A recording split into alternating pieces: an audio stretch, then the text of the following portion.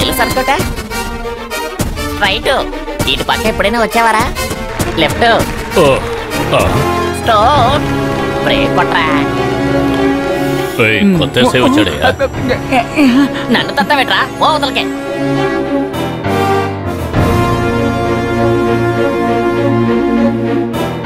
మొత్తానికి batch work చెయ్యాలి. స్వామి వెళ్ళి వాళ్ళని తీసుకురా. Good morning.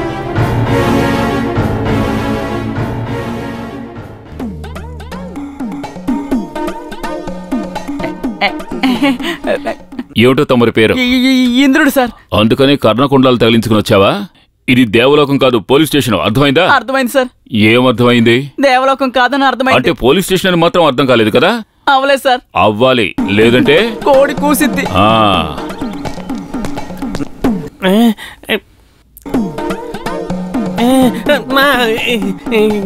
ఏమిటా ఇది? ఈరోజు 1వ తారీఖా? కాళ్ళు చేతులు ఇలా ఉడుకుతున్నాయి. అది ఏం లేదు. ఏది మరి? పొట్టలా పెరిగిపోయింది. కర్ర విన్యాసం చేయడం లేదా? కర్ర విన్యాసం. లాఠీ చార్జ్ చేయడానికి వెళ్ళడం లేదా అని అడిగాను.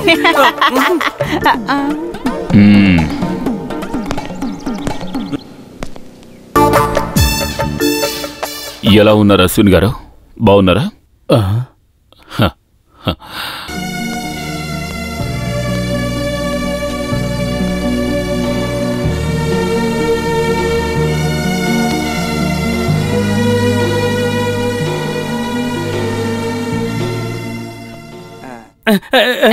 లాకప్ ఎంగేజ్డా? ఇటు ఎంగేజ్డా? లాకప్ లో ఖైదీలు ఉన్నారా అని అడిగానయ్యా. లేరు. లాకప్ ఉందిగా? ఉంది. అక్కడ. ఆహా, అందరు రండ్రా. ఆగు.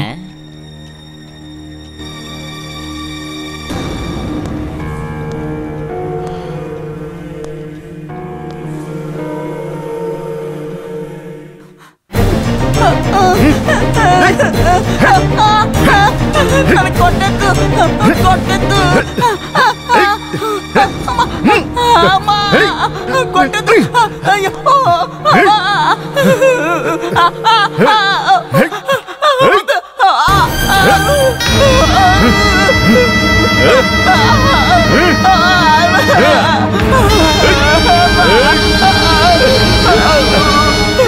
మీ నాన్న మీద నీకు అంత ప్రేమ ఉందారా?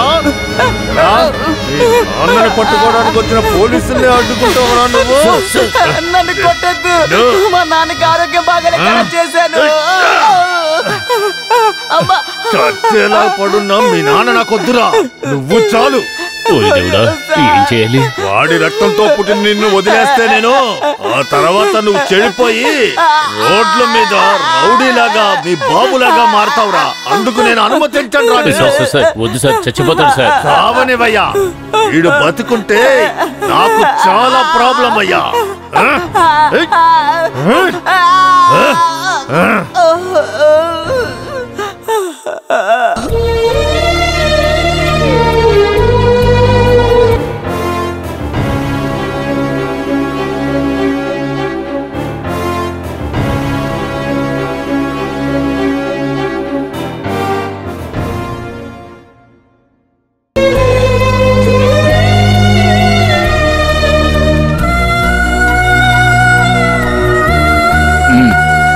రండ్రా.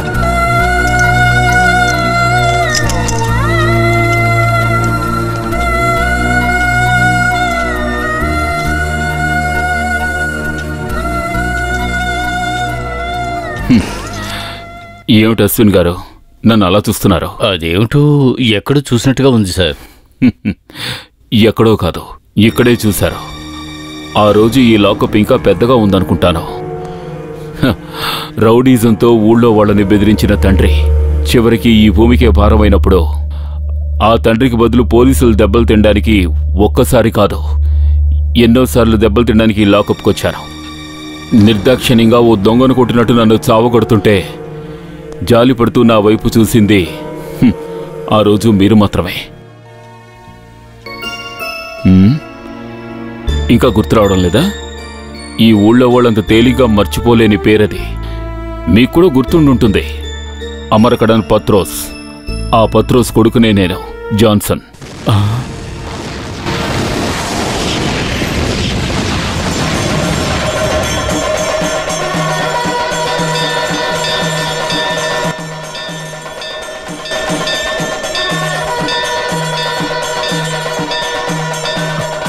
అయ్యా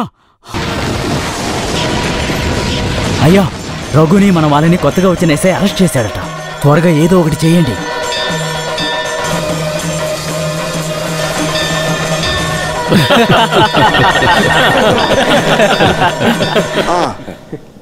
ఏంటి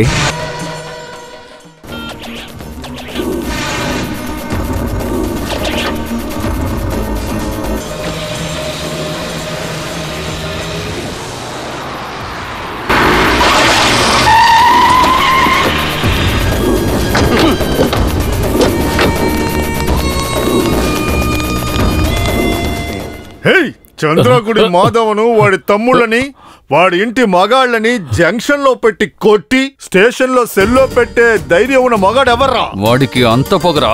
వాడు మగాడైతే బయటికి రమ్మని చెప్పరా. మీరంతా నా మీద కోప్పడి ఎటువంటి ప్రయోజనం లేదు. మీరు వెతికే మనిషి ఇప్పుడు స్టేషన్లో లేడు. తర్వాత అతను ఒక్కడికే పుట్టాడని నిజం తెలియాలి అంటే నేను అవును అనే చెప్పాలి. ఇంతకుముందు చంద్రన్ కుటుంబం పరువు మర్యాదల్ని కాపాడడానికి మీరు మీ తమ్ముళ్ళు కలిసి కొట్టడానికి చంపడానికి అందుకోసమే ఒకడికి తిండి పెట్టి పోషించారు కదా మీరు. ఆమదకాడన్ బత్రోస్, ఆ బత్రోస్ కొడుకే జాన్సన్.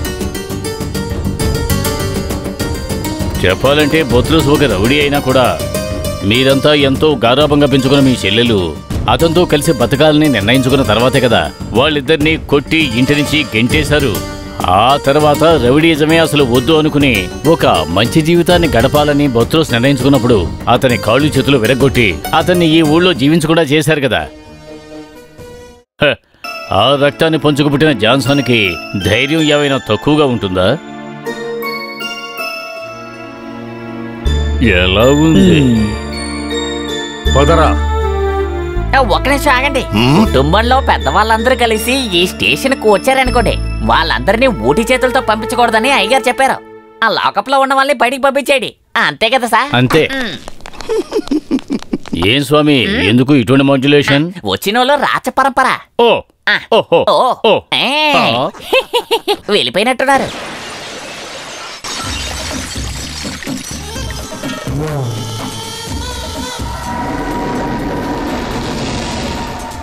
గురిపెట్టి మీ ప్రతాపం చూపించాల్సింది ఇక్కడ కాదు, మీలో ఉన్న పాత పగను తీర్చుకోవడానికి పోలీస్ అధికారిగా వేషం వేసుకొచ్చాడే వాడి దగ్గర చూపించండి. ఎందుకు పనికిరాని వాడి కడుపును పుట్టాడే వాడి దగ్గర. ఇప్పుడే మొక్క అయ్యిందంటే దాన్ని నాశనం చేయడానికి యాసిడ్ ఉంటే చాలు. కానీ వీడు పెద్ద వృక్షమై వచ్చి నిలబడ్డాడు, పెద్ద వృక్షంగా గంభీరంగా. ఇక ఆ చెట్టుని తగలబెట్టాలంటే మనం అందరం కలిసి రోజుల తరబడి కూర్చుని బాగా ఆలోచించి పథకం వేసినా సరే ఆ పథకం అంతా ఆ చెట్టు ముందు వృధా అయిపోతుంది. మరో విషయం ఏంటంటే వాడితో పెట్టుకుంటే మనం అయిపోతాం. ఈ మాట నేను ఎప్పుడో చెప్పాను. ఏదైనా నాశనం చేయాలనుకుంటే కొసరంచకుండా మొత్తం నాశనం చేయాలి. ఆ రోజు ఆ కుక్కతో లేచిపోయిన చెల్లికి తగిన బుద్ధి చెప్పడానికి ఈ పెద్దన్న గారు ఒక ఐడియా కనిపెట్టారు, చేతులు కాళ్ళు విడిచేద్దామని. కానీ ఇప్పుడు ఏమైంది? ఆవిడికి పుట్టిన కొడుకు చేతులు కాళ్ళు విరవడానికి ఇప్పుడు ఇంకొకటి కావాలి కదా. నేను ఒక్క విషయం చెప్తాను, మన కుటుంబంలో పెద్దవాళ్ళందరూ చేసిన తప్పులకి వాడు ప్రతీకారం తీర్చుకుంటాడు. ఆపరా, విత్తిన వాడే కోత కొయ్యాలరా, అదే చట్టం. లేక ఎవడైనా ఏదైనా చేసి వెళ్తే అది మన తప్పు.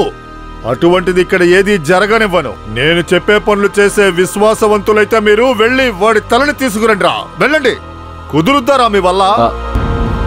మీకు అదే సంతోషమైతే ఈ రాత్రిలోగా వాడి తల నరికి మీ కాళ్ళ ముందు పడేస్తా.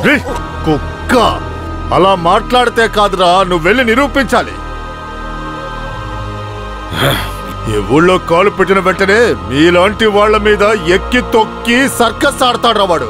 ఈ ఊరంతా తప్పట్లు కొట్టి వాడిని దేవుడు అంటా ఉంటే నువ్వు ఒక్క రాత్రిలో వాడిని ఏం చేస్తావురా?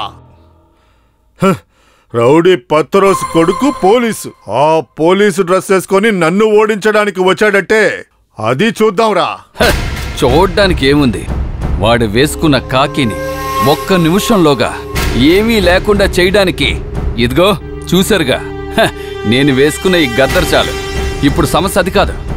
దేవుళ్లాగా ఈ ఊరికొచ్చి వాడు దిగ్గానే ఆ కోళ్లు కొట్టు పెట్టుకున్న అమ్మాయిని తెలుసో తెలియకో వాడు కాపాడాడు. అది ఒక మంచి విషయంగా మా అన్నకి తెలుస్తుందా? ఇలాంటి పరిస్థితుల్లో కోప్పడి ప్రయోజనం లేదు. అద్భుతమైన పథకం పన్నాలి.